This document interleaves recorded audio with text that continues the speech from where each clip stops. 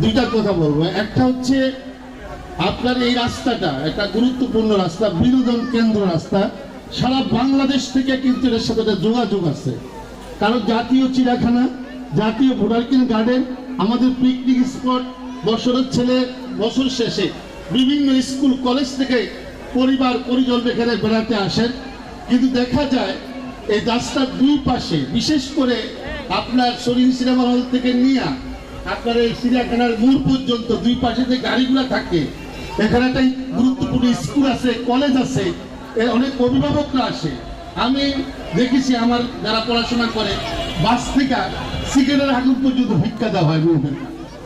আর এই মাদকগুলো কিন্তু ম্যাক্সিমাম এখান থেকে বাস ড্রাইভার হেল্পার যারা আছেন তাদের মধ্যে বেশি এগুলো আনাগোনা হয়। তো এই রাস্তা দিয়ে যদি এই মাদকটাকে যদি নিয়ন্ত্রণ করা হয়, তাহলে কিন্তু এত দামি বিসিএসসি স্কুল এটা একটা পরিচ্ছন্নতায় আসে। এবং চিড়িয়াখানা যারা মেহমান আসবে, বোটানিক্যাল গার্ডেন যারা আসবে, এখানে যারা থাকে, কিছু দুষ্কৃতি আছে, এদেরকে চিহ্নিত করা দরকার। এরা 1 টাকার জিনিসটাকে 500 টাকা পর্যন্ত নেয়।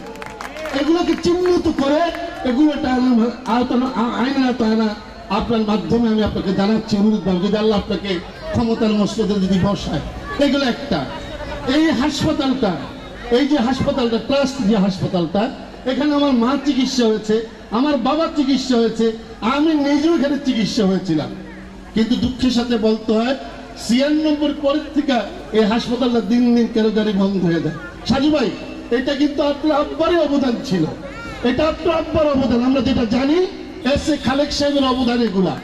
আমাদের অনেক পরিবার আছে, আমরা স্কুলে যেতে পারি না, আমরা ওই আপনার কল্যাণপুরে যে আছে যে এই বড় একটা হাসপাতাল, ওখানে যেতে পারছে না, এফবিসিরা যাইতে পারতেছে, কারণ টাকার খেলা ওখানে।